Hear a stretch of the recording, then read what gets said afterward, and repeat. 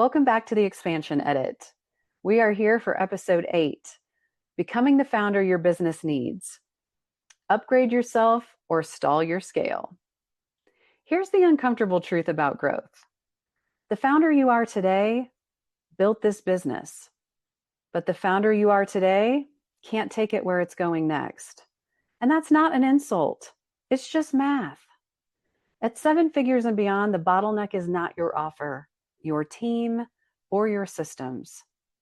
It's the invisible limits of you. The way you think, decide, lead, and spend your energy. Most leaders hit this wall and double down on the wrong fixes. They buy more software, they throw bodies at the problem, they start copying someone else's playbook, all the while avoiding the upgrade that actually matters. Becoming the founder their next business needs. That's what we're talking about today. The identity shift, the energetic recalibration, and the leadership evolution that separates the ones who scale into clean expansion from the ones who quietly burn out and wonder if they should just sell the damn thing. So we're going to talk about a few things that contribute to this. First thing, why survival mode is still running you. Here's the irony. Even when the numbers look good, most founders are still running on survival mode reflex. You know the ones, saying yes to every opportunity because there was a time that you couldn't afford to say no. Approving every decision because once upon a time you were the whole team.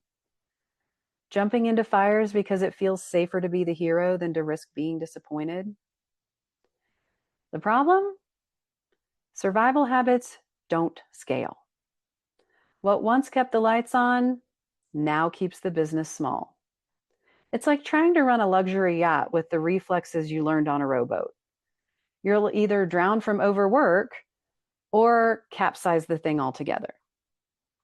So I want you to ask, where in my day-to-day am I acting like the founder who started this business, not the one who's meant to grow it? Another thing we need to consider is the identity gap. Scaling isn't just a systems problem. It's an identity problem. Your business has already evolved. Your founder identity hasn't quite caught up yet. At 6 figures, you were the operator. At 7, you're meant to be the architect. Past 8, you're the steward of a vision that others execute. But if you keep dragging operator habits into architect season, you'll build ceilings instead of structures. So I want you to think of your identity as an operating system. If you're still on iOS 8, no matter the new number of apps, you won't stop the crashes. So if your future self walked in today, what's the first thing they would fire you from? Make note of that. The next thing I want you to consider is energy as a currency. Let's be clear. Your most valuable resource is not time. It's capacity. And every survival habit drains that capacity like a leaky faucet. Back-to-back meetings eat your sharpest thinking. Inbox triage steals hours better spent shaping strategy or focusing on money-generating activities. Decision fatigue leaves you with a fraction of the clarity that you actually need. If you're treating your capacity like it's infinite, you are setting fire to the very fuel that your business runs on. So, where are you spending prime brain power on $100 problems when your business needs you to be solving $100,000 ones? Next thing we need to think about is leadership at scale. Leadership at scale is a very different game. Early on, leadership looked like delegation. Now, it's definition, defining culture, defining pace, defining standards and non-negotiables. Without those, you are just managing people's tasks. With them, you're leading people's meaning. And meaning scales far more powerfully than micromanagement ever will. You're no longer the conductor checking every musician's sheet music. You're the composer deciding what symphony they're even playing. So, where are you still acting like a manager instead of defining the role of leader? And now we need to look at decision making for the next era. Your decisions are the steering wheel, but most founders keep steering from the rearview mirror. Future-focused decision making means asking, if I already were the founder my next business needs, how would I handle this? Then acting accordingly, even if it's uncomfortable today. This doesn't mean reckless risk. It means deliberate alignment with the bigger game that you say you're playing. So, what decisions have you been delaying because you're waiting to feel ready? Make sure you answer that question because it is the obstacle.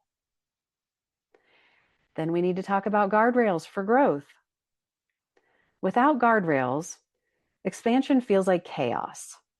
With them, it feels like freedom. Guardrails are not complicated. They are the non-negotiables that protect your energy, your team's focus, and your business's soul while you evolve. What do those look like? Well, here's some examples. No meetings before 10 a.m. 2 deep work blocks a week that are immovable. Every new initiative has to prove ROI in both energy and revenue. Guardrails are not about limiting growth. They're about ensuring that the road you're scaling on doesn't throw you in the ditch. So, what boundary, if you actually held it, would instantly make you a better leader? Take note. Now, we're going to move on to relational capital. This is a growth multiplier. At this level, relationships matter as much as revenue, not just client relationships, peer ones. Are you in the right group of peers? Are you in a mastermind, a place where not just in your industry specific, you're being challenged to think bigger, broader, and outside the box? If you are the smartest or most ambitious person in every room you're in, you are in the wrong rooms. Growth demands that you are in company with people who stretch your thinking, not just stroke your ego. Relational capital means curating your circle as an intention and as much so as you look at your balance sheet. So I want you to ask yourself, who is in my orbit that feels like the future? And who is quietly tethering me to the past? It might be time to upgrade your relational capital and also upgrade the room. So I'm going to tie all this together for you in a 30-day founder evolution challenge. So here's how you can put all of these things into practice without overwhelming yourself. Week 1, I want you to do an audit of survival habits. So take a look at all of the survival habits that you have been using and drop one. Not all of them. We're not going to overhaul everything in a day. Just drop one of those survival habits. Week 2, I want you to identify 3 decisions that you will delegate fully and completely. Week 3, add 1 guardrail that protects your highest value time. Whatever that time is for you, when you are the most productive or that you have the greatest impact, we're going to put a guardrail around that. Pick one of those times. Week 4, I want you to connect with one person who challenges you to think bigger. You don't have to upgrade every room or the entire room. You just have to find one person who makes you think bigger and connect with them. And at the end of 30 days, you won't be transformed, but you're going to have momentum.